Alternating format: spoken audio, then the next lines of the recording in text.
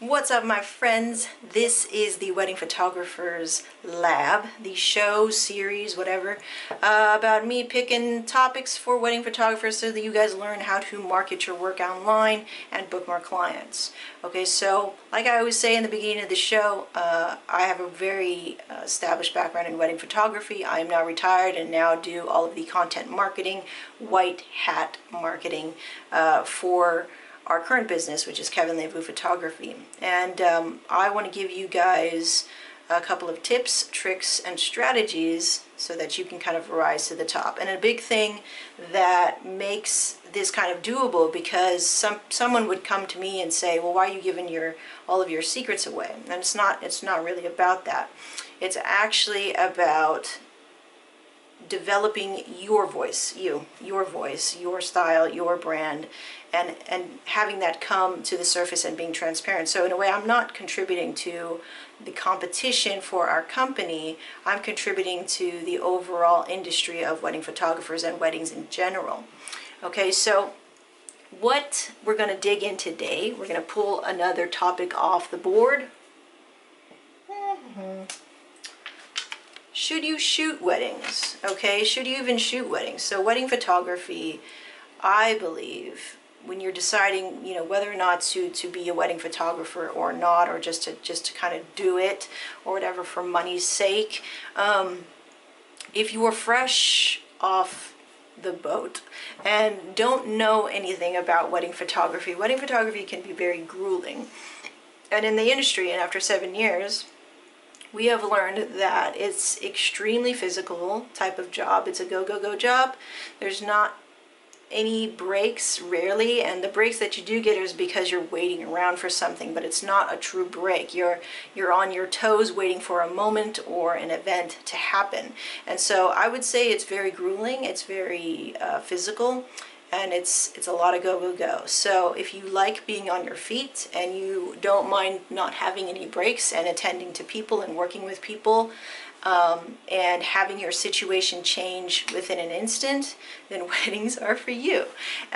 There's a lot of beauty within weddings and wedding photography. There's a very, very awesome art and passion that I think one must have in order to be successful in wedding photography. You have to really live for those moments where they're saying their vows, or you're capturing that grand money shot, or it's just you and the couple and they just got married and it's super emotional and intimate.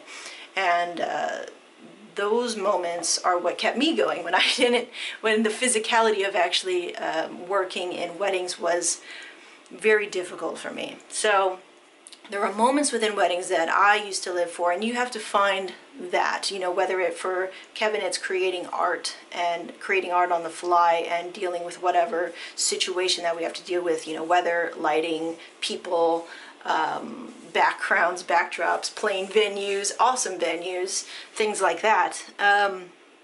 But seriously, weddings have their ups and downs, and the best way to really know if you are, ready for that kind of work is one, having that honest conversation with yourself.